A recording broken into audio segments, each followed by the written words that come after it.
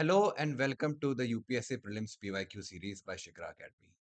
In this series, we are discussing all the previous year UPSC Prelims questions asked in the previous year questions and along with their answers and proper explanation. Then we also try to predict or we further dwell into the topics, okay, so that you can get meaningful insights from the questions. So in today's session, we will be discussing the 2024 UPSC Prelims paper starting from question number 21 to question number 40. So in this session, we will be discussing the 40 MCQs. Starting with the first question of the day, that is question number 21. The organisms cicada, froghopper, and pond skater are okay, birds, fish, insects, reptiles. Now these type of questions they are becoming they are more often asked in the prelims examination. UPSC just gives 3 or 4 organism species name and ask to which group does these organisms belong. Okay. Now these organisms they belong to the insects class. Okay, they are insects. So cicada are the insects belonging to the order Hemiptera, and it is known for its loud mating calls, especially during the night. Then froghopper, it is also an insect in the Hemiptera order, and it is known for its powerful jumps. And then we have the pond skater, that is the water strider, which is an insect that can walk on water surface due to the surface tension. So these organisms like cicada, froghopper, pond skater, aphid, leafhopper are all insects of the order Hemiptera, that is the tree bugs. So these Hemiptera are the tree bugs. Okay. So here the correct answer will be option C, that is insects. The cicada, the froghopper, and the pond skater are all insects. Moving on to the next question, that is consider the following statements. Many chewing gums found in the market are considered a source of environmental pollution. Okay. Statement 2. Many chewing gums contain plastic as gum base. Now, which of the following is correct in respect to the above statement? We have to tell whether both of the statements are correct or if the second statement is a correct explanation for this first statement or if either of the statement is incorrect. Okay. Now, chewing gums we know are a source of environmental pollution because they are non-biodegradable. So the chewing gums that we eat, because they have the synthetic base that makes them non-biodegradable. So discarding them in open, it causes the environmental pollution. So many gums they contain the synthetic polymers. They are made up of synthetic polymers or plastics like the polyvinyl acetate and the polyethylene as the gum base. So the flavors are added to the gum base, and that gum base is made by synthetic polymers or the plastics, synthetic polymers like the polyvinyl acetate or the polyethylene.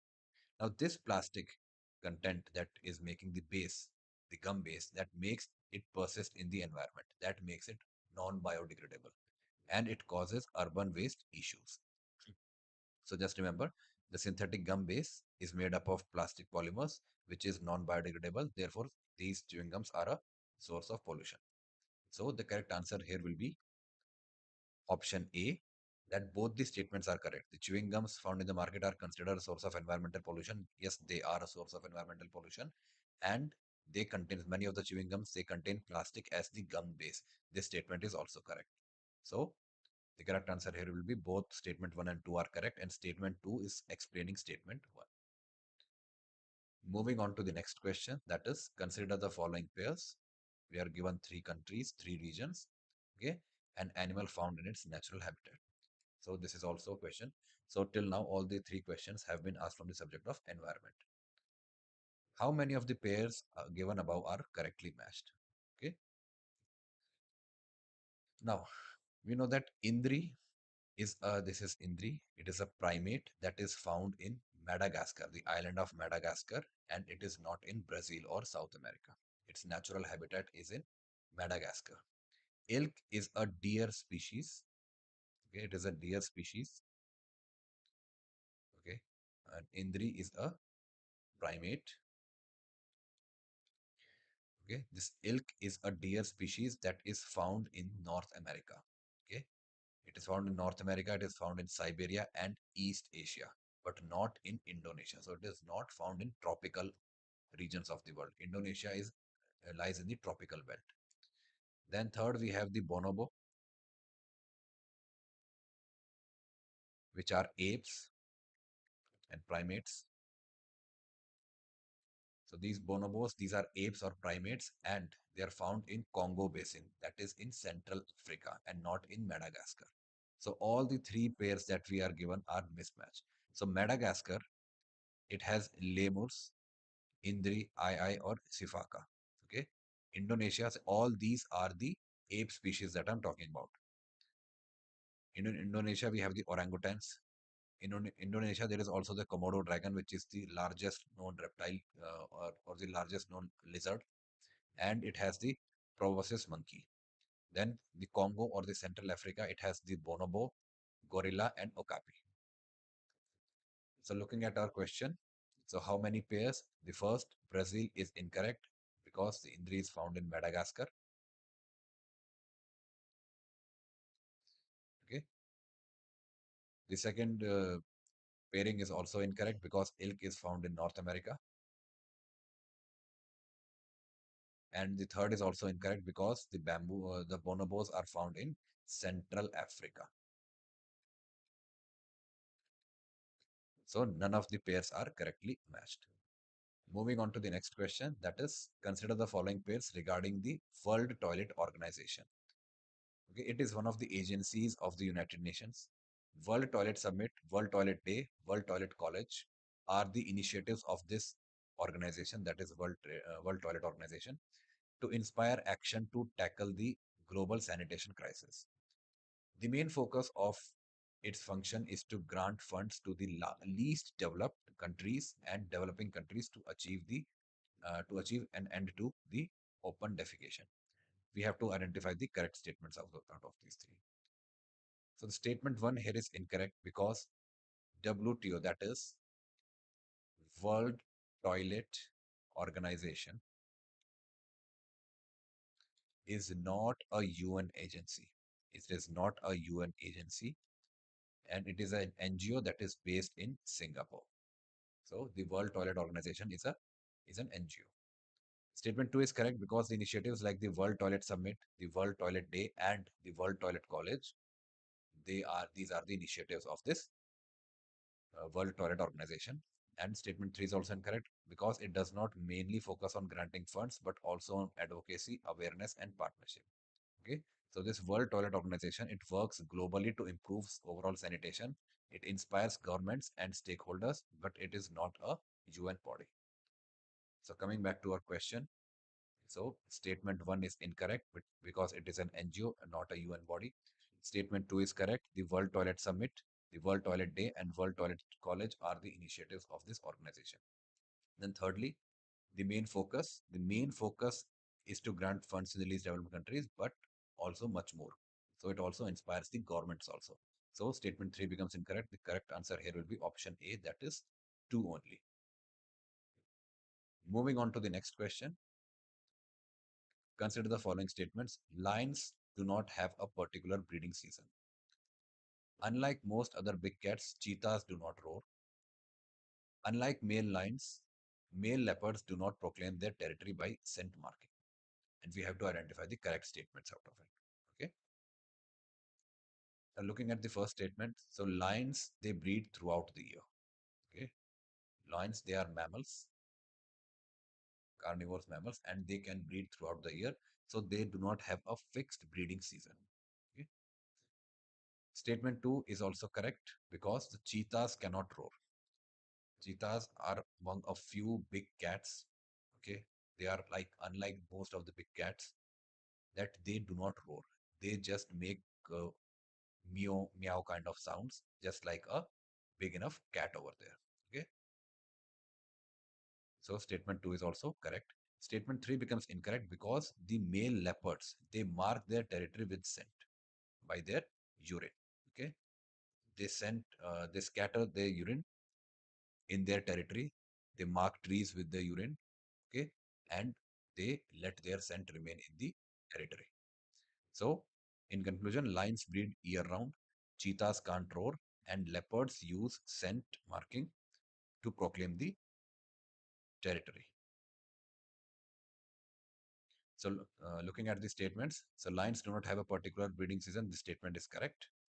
Unlike most cats, the cheetahs do not roar. This statement is also correct. And the third statement that the male leopards do not proclaim their territory by scent marking, that is incorrect. So these big cats, in all these big cats, the males, they mark their territory with the scent markings. Okay. So correct answer here will be option A, that is 1 and 2 only. Moving on to the next question, that is which one of the following is correct description of 100 million farmers? Now, it is a platform for accelerating the transition towards food and water system that are net zero carbon nature positive and that aims to increase farmers' resilience. It is an international alliance. So it is a platform, it is an international alliance and a network of individuals and farming organizations interested in supporting and strengthening the development of the organic animal husbandry. Then it is a digital platform fully integrated with service providers and built on blockchain that lets buyers, sellers, and third parties trade fertilizers quickly and securely. Fourthly, it is a platform with the mission to encourage farmers to form farmer producer organizations and agribusiness consortiums, thus facilitating the access to global open markets to sell their products. Now, this particular question, it is a in this question, too much wording is given. And in the questions, when if you have no idea about this initiative also, okay, this 100 farmers initiative, okay, what is this 100 million farmers? But because of that extensive reading, okay, you can get a fair bit of idea. So this 100 million farmer initiative, it is an initiative of the World Economic Forum. Okay, this is a World Economic Forum initiative and it aims to accelerate the transition to net zero, that is carbon neutral, nature positive farming. So it aims to make the agriculture sector or the farming sector carbon neutral. And it particularly focuses on increasing the farmer resilience and sustainable food and water systems. Okay. So here the correct answer will be option A. It is a platform for accelerating the transition towards food and water system that are net zero carbon nature positive and that aims to increase the farmer resilience. All positive things are written. And another thing is that it is an initiative of the World Economic Forum. Moving on to the next question, that is question number 27. Consider the following: battery storage, biomass generators, fuel cells, and rooftop solar photovoltaics units. How many of the above are considered as distributed energy sources? Now we have to know what is a distributed energy source. So these are small scale decentralized electricity generation and storage systems like the rooftop solar panels. So on our terraces, on our roofs, we have these rooftop solar panels which produce electricity and we also have the provision to store that electricity. Okay. And the batteries, we store electricity in batteries. These are located near the point of energy use. So this rooftop solar uh, these distributed energy source that is situated near the consumption point. Okay, it is physically near to the point of energy use. Okay, that is the household over here, rather than the large central power plants like we have the thermal power plants, we have the hydroelectric power plants, the nuclear power plants. These are the centralized ones. Okay, the distributed energy resources, these are decentralized. Okay, these are small and decentralized. So first we have the battery storage, which stores energy locally. So therefore it is a distributed energy resource. Then we have the biomass generators. These generate power locally from the organic matter, okay, organic material, especially in the rural landscape, in the agriculture fields. So that is also a distributed energy resource. Then we have fuel cells, which are also the decentralized power generation, which help in decentralized power generation. And we have the rooftop solar photovoltaic cells that are the classic example of distributed energy resource. So here, all these four are considered, all these four, that is battery storage, the biomass generator, the fuel cell, and the rooftop solar photovoltaic units. These are considered the distributed energy resources. So the correct answer here will be option D, all four. Moving on to the next question, which one of the following shows a unique relationship with an insect that has co-evolved with it and that is the only insect that can pollinate this tree. Okay, so we are given four tree species. Okay, and a description is given that it has a unique relationship with one particular insect. Okay, and it has co-evolved in such a way that that insect is the only insect. Okay, that is the only source through which this tree achieves its pollination. Okay. So pollination is the transfer of the male gametes, male sexual gametes from a male flower to a female flower. So here the correct answer will be fig, because we also have something called fig wasps. Okay, so fig trees, they have a mutualistic coevolution with the fig wasps. Okay, and this wasp is the only pollinator of the fig. The fig provides the breeding site for the wasp. So it is a mutual relationship. The the fig tree, okay, it provides a breeding site for this wasp species over there, and in turn, the wasp, it helps in pollination. Okay, they are an excellent example of something that we call obligate mutualism. So in mutualism, both the species or both the organism groups, they benefit from each other. But in obligate mutualism, it is a one step ahead. That is, it is an ecological relationship between two species where at least one species is completely dependent on other for survival and reproduction.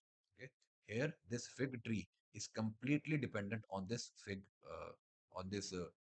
wasp for the pollination. So it shows the obligate mutualism. One of the species show complete dependency on the other species. So here the correct answer will be A, fig. Moving on to the next question, that is, consider the following: butterflies, fish, frogs. How many of the above have poisonous species among them? Okay. So we have to identify whether the butterflies can be poisonous, the fishes they can be poisonous, or whether the frogs they are poisonous or not.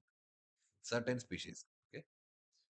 So in reality, all three, that is butterflies, fish, and frogs, they can have the toxic or the poisonous species among them.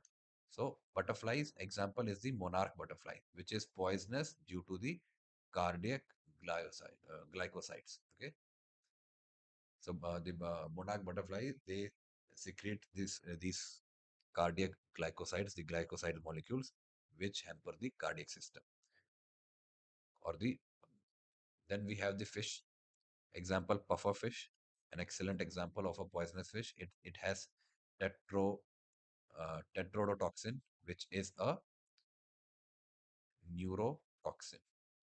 Okay. And another example is stonefish, which has venomous spines on its surface. Then we have frogs. We have poison dart frogs. Okay, like one of the most toxic or poisonous species on the earth, and they secrete the beta uh, batrachotoxins, which are also the neurotoxins.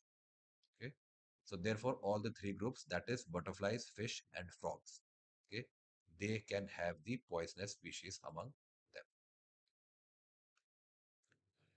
So the correct answer here will be all three. Option C, all three. Moving on to the next question, that is, consider the following: cashew, papaya, red sandals. How many of the above trees are actually native to India? Okay. We have to identify the species or the trees that are native to India. That is, these are endemic to India. That they are not bought from the outside, the outside regions. Okay.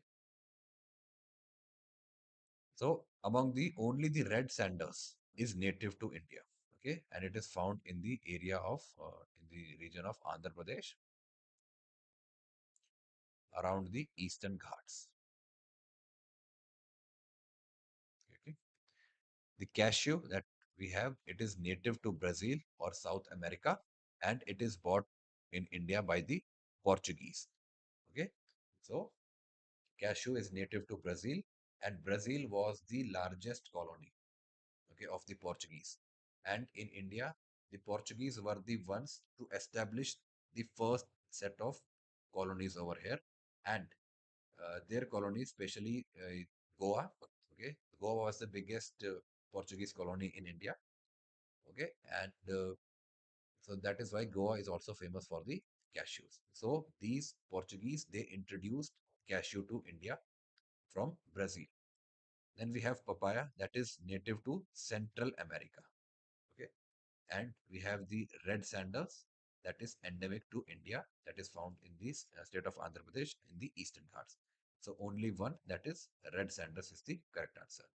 So here the correct answer will be A, that is only one, red sandals. Moving on to the next question.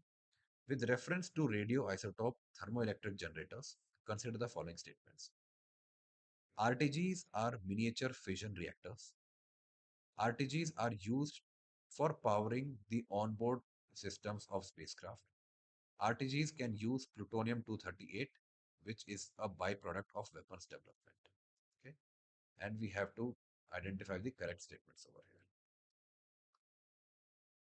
So a radio thermoelectric generator, radioisotope thermoelectric generator or RTG, are nuclear power sources that convert heat from the radioactive decay into electricity. Okay, so they utilize radioactive decay, not the fission. Okay, and they typically use the plutonium-238 as a fuel and thermocouples to convert the heat into the electrical current. Okay? So the statement 1 becomes incorrect, that RTGs, they do not sustain fission chain reaction. They harness the heat from the natural radioactive decay, that is the alpha emissions, not from the controlled fission reactions. Statement 2 is correct because they are used for powering, they can be used for powering the spacecraft system, and they had been used or deployed in the previous space programs like the Voyager, Cassini, New Horizons, Curiosity rover, and others. And they provide a reliable and long-lived energy beyond the Mars orbit as well. Statement 3 is partially true because RTGs, they commonly use plutonium-238 dioxide. That's correct. But the plutonium-238 itself isn't a weapons material, but it is produced in a specialized reactor by irradiating the Neptunium 238, 237, that is often a byproduct of weapons grade plutonium production reactors. So this third statement becomes partially correct. Okay, they can use plutonium 238, but it is not a byproduct of weapons development. It is not a direct byproduct of the weapons development.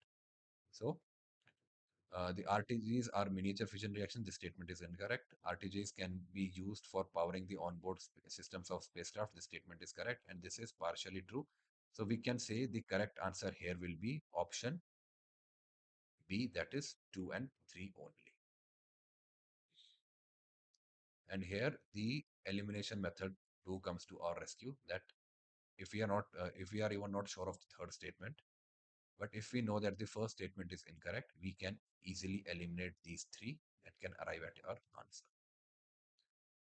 Moving on to the next question, that is question number 32.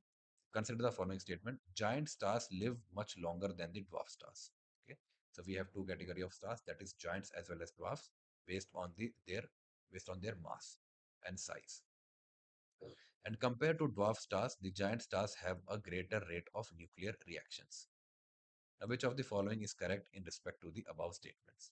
Okay, we have to tell whether both the statements are correct or if the second statement is actually explaining the first statement or not. So now these giant stars, they actually live shorter and they burn fuel fast. Okay, and because they have a greater nuclear reaction rate. Okay, these giant stars, they have a rapid or much greater in magnitude. They have a much greater nuclear reaction rate, and that is why they burn up their fuel fast. So they relatively live shorter as compared to the dwarf stars. In dwarf stars, the rate of reaction, the nuclear reaction, is uh, in magnitude, it is very slow as compared to the uh, rate of nuclear reaction in the giant stars. So the correct answer here will be option D. That is, statement 1 is incorrect and statement 2 is correct. Okay, statement 2 is correct. Giant stars, they have a greater rate of nuclear reactions. Now, because of this greater rate, they burn their fuel more quickly, and as a result, they live much a shorter life as compared to the dwarf stars. And this much word, a word that provides particular emphasis on something, okay, that makes the statement fishy. Okay, so when you read such statements in which extremities are given, okay, that must raise an alarm in your head that this statement, majority of the chances that that particular statement will be incorrect. Okay, moving on to the next question, that is, which one of the following is synthesized in the human body that dilates the blood vessels and increases the blood flow? Dilating the blood vessels means somewhat relaxing the blood vessels so that more blood flows through the vessels. Okay, the correct answer here is the nitric oxide, that is NO. The nitric oxide is produced by L-arginine. Okay, so we have L-arginine, which is an amino acid, and in the presence of the nitric oxide synthase, the enzyme, this is the enzyme, nitric oxide synthase, it converts the L-arginine into nitric oxide, that is NO. Okay, it converts into nitric oxide. And this nitric oxide, it causes the vasodilation, that is, it relaxes the blood vessels so that more amount of blood can flow through the vessel. Now, and this reaction of L-arginine getting converted into the nitric oxide, that happens on the walls, the interior walls or the inside walls of the blood vessels. So here the correct answer will be A, nitric oxide. Moving on to the next question, that is, consider the following activities: identification of narcotics on passengers at airports or in aircraft, monitoring of precipitation, and tracking of the migration of animals. In how many of the above activities can the radars be used? Okay, so it is a question on the radar technology.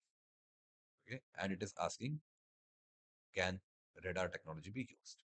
Okay, so the first statement or the first use is incorrect, because for detecting narcotics or the drugs, what we use, it uses the X-ray or the chemical sniffers and not the radars. The radar technology is not used to detect the narcotics. Statement 2 is correct because we can detect precipitation monitoring. Okay, we can see the precipitation monitoring using something that we call the Doppler radar. Okay, it is used for the weather tracking or weather monitoring. Statement third use is also given that animal migration tracking can be done with the help of an avian radar. So here, first is becomes incorrect. The second and third, these are the above activities that can in which we can use the radars. Okay, so the correct answer will be option B, that is only. Moving on to the next question, that is, consider the following aircraft, that is the fighter aircrafts: Rafale, MiG-29, and Tejas Mk1. How many of the above are considered the fifth generation fighter aircraft?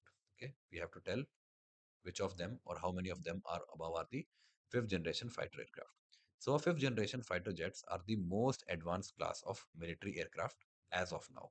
Okay, the development is undergoing for the sixth generation as well, but as of now, the fifth generation are the most advanced class of the military aircraft that we have.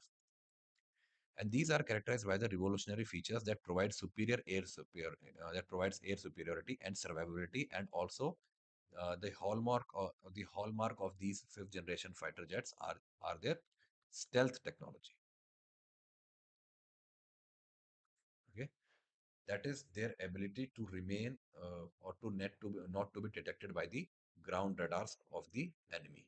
Okay, so we are given three fighter aircrafts here. Rafale is 4.5 generation aircraft.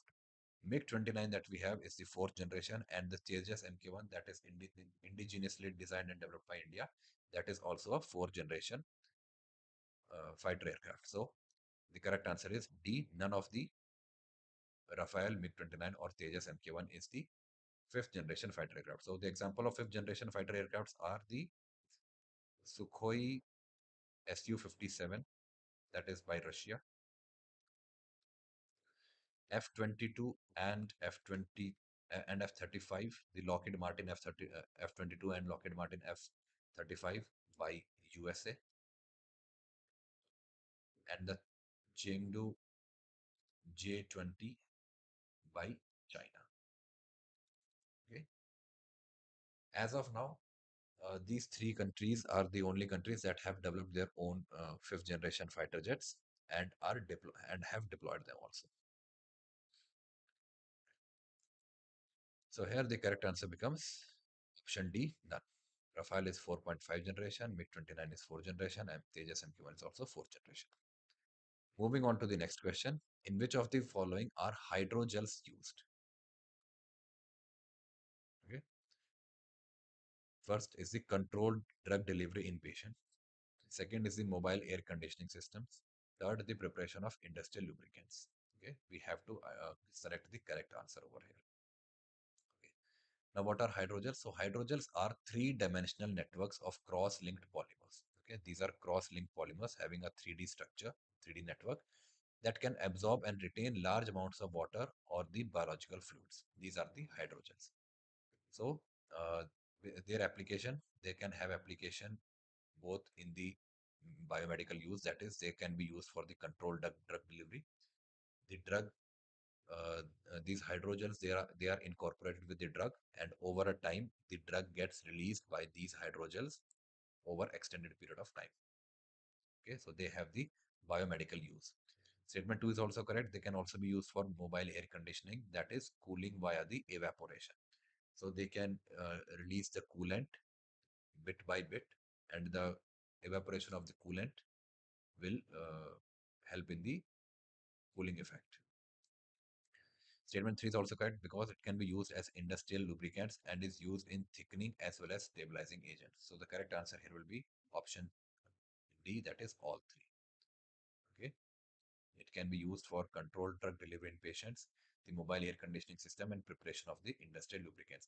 Now, whenever we are talking about any of the technology or when any of the advancement in the scientific world, unless and until the application is very bizarre, okay, or is making no sense out to you, okay, then mark that application or statement as incorrect. Otherwise, just go for the things that are possible, okay, because these are evolving technologies, these are evolving concepts of science, so they have very vast potential, a very broad potential to them. Okay. Moving on to the next question. Which one of the following is the exhaust pipe emissions from the fuel cell electric vehicles that is powered by hydrogen? Okay, that is hydrogen peroxide, hydronium, oxygen, or water vapor. Now, in a fuel cell that is powered by hydrogen, so the reaction that happens is that hydrogen, it burns in the presence of oxygen, and the hydrogen oxidizes to form the water. Okay, this is the reaction. So we can see the only byproduct that we are getting apart from the energy is the water in the form of steam or the water vapor. Okay, so from the exhaust pipe, only the water vapor will come out. So the correct answer here will be option D, that is water vapor emissions from the fuel cell electric vehicle that is powered by hydrogen, because we know hydrogen plus oxygen will give us water. Moving on to the next question. Recently, the term pumped storage hydropower is actually and appropriately discussed in the context of which one of the following? That is, irrigation of terraced crop fields, lift irrigation of cereal crops, long duration energy storage, and rainwater harvesting system. Okay. Now, this pumped storage hydropower, okay, the pumped storage hydropower, it acts as a water battery. Like, it has two large reservoirs at different heights. Okay, it has two large uh, reservoirs at different heights, and In these when there is surplus power in that particular hydropower project, when there is surplus power, the water is pumped uphill in the reservoir that is in the uphill. Okay, when there is surplus, the water is channeled or water is pumped into the upper reservoir. And when we need, when there is deficit power or we need to generate power, then from that upper reservoir, the water is released, okay, and it rotates the turbine and it makes use of the potential energy that the stored water has. Okay, so in a way, we can say that it is used for long duration energy storage. So in a way, the energy of water, the potential energy, the water is stored and with its potential energy. So it is acting like a water battery. So the correct answer here will be the long duration energy storage because it acts as a water battery.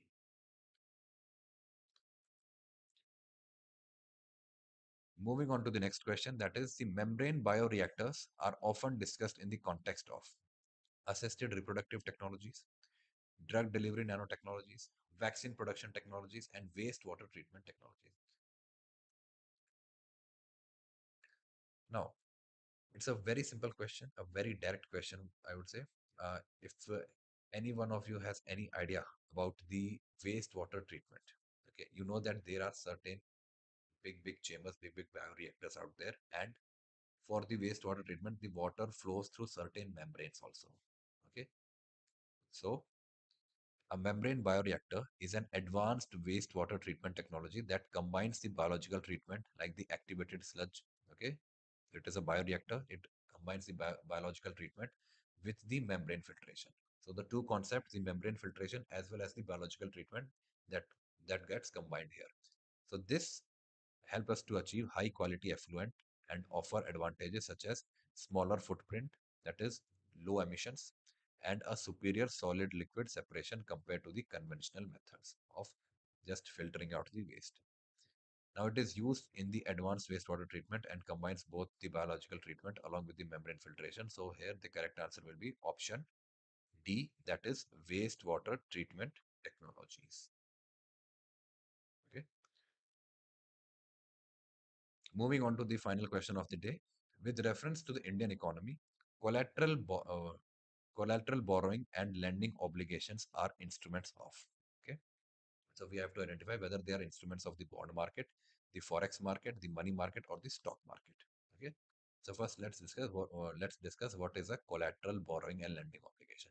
So it was, okay. It is not in use now. So it was an Indian money market instrument. So it is a money market instrument. It was a money market instrument that was introduced by the Clearing Corporation of India Limited in 2003.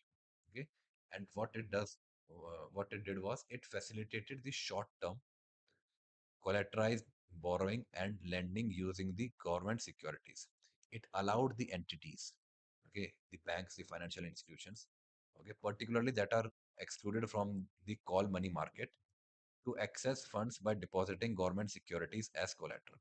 So these financial institutions or the organizations, they give up or they deposit their government securities as collateral and take money from the market. And the CCIL, that is the Clearing Corporation of India Limited, that acts as the central counterparty and the guarantor of the repayment. Okay, because through this CCIL, uh, the government securities were made to collateral. Okay, these hold the CCIL. It holds on to the government securities as collateral. So it is a short-term money market instrument by CCIL and collaterals borrowings it using the government securities. So the correct answer here will be a direct answer that it is an instrument of the money markets. Okay, thank you.